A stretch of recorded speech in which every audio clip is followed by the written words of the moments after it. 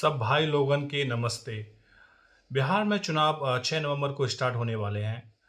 तो मैं आपसे केवल ये बात कहने आया हूँ, पूछने आया हूँ, मेरे बिहार के भाई, क्योंकि बिहार एक ऐसा राज्य रहा है जिसका कि बहुत ही गौरवशाली इतिहास रहा है।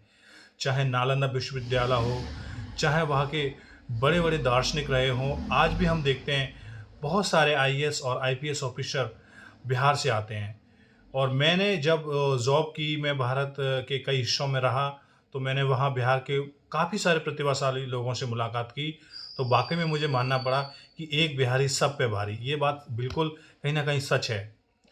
तो भाइयों, मैं आपसे ये पूछना चाहता हूँ कि बिहार में यदि हम 2000 से लेके 2025 जो भी चल रहा है, करीब ढाई दशक हो गए, 25 साल हो गए। तो 25 सालों में हम देखते हैं कि कभी आरजेडी की गवर्नमेंट रही, कभी जेडीयू की गवर्नमेंट रही। मगर हम देखें, देखो, 2000 से लेके 2005 तक राबड़ी देवी रहीं, फिर 2005 से 2014 नीतीश कुमार रहे जेडीयू के, फिर 2014 से 2015 के लिए 1 साल के लिए, छोटे समय के लिए जीतन राम मांझी मुख्यमंत्री रहे बिहार के।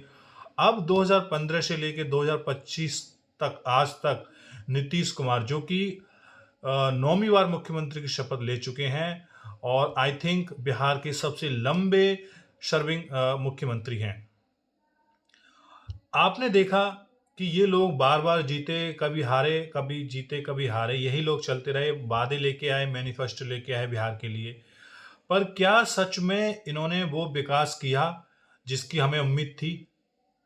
तो भाइयों, इस चुनाव में यदि ये कहते हैं कि हमको एक बार और जिता दो, हम बिहार का विकास बहुत कर कर देबा, तो क्या आप इन लोगों पे भरोसा करोगे? कतई नहीं करना चाहिए, क्योंकि ये लोग फिर आएँगे, फिर वही काम करेंगे। यदि हमारे कोई पैसे एक बार लेके ना लौटाए, तो हम उसको दोबारा पैसे देने के लिए विश्वास करेंगे? कुछ ऐसा ही समझिए आप।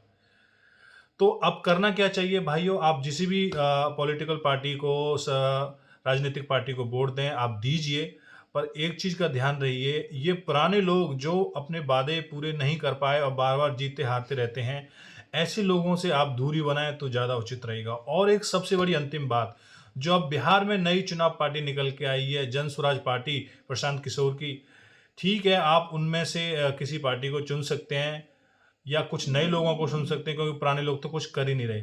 हाँ, हो सकता ये है कि नए लोग आएँगे, फिर वो पुराने जैसे हो जाएँगे। पर नए लोगों में हम कुछ उम्मीद ढूँढ सकते हैं, पुराने तो पुराने हमने देख ही लिया आज़मा के कैसे हैं। मगर एक चीज़ का आप विशेष ध्यान रखना भाइयों, कोई भी पॉलिटिकल पार्टी आपको ये बोले कि हम दारू बिहार से बंद करा देंगे, जो बैन है उसको हटा देंगे, जैसे कि प्रशांत कुमार ने कहा कि 1 घंटे के अंदर दारू पे से बैन हटा देंगे। बैन हट जाए या नहीं हटे, आपसे मेरी रिक्वेस्ट है, दारू छोड़िए, दारू के नाम पर वोट मत दीजिए।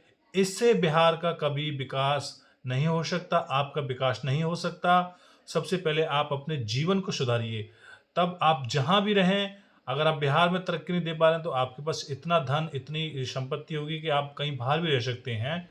यदि बिहार के सिस्टम से आप परेशान हैं, तो पहले आप अपना उत्थान करें, दारू के नाम पर वोट ना दें। धन्यवाद दोस्तों।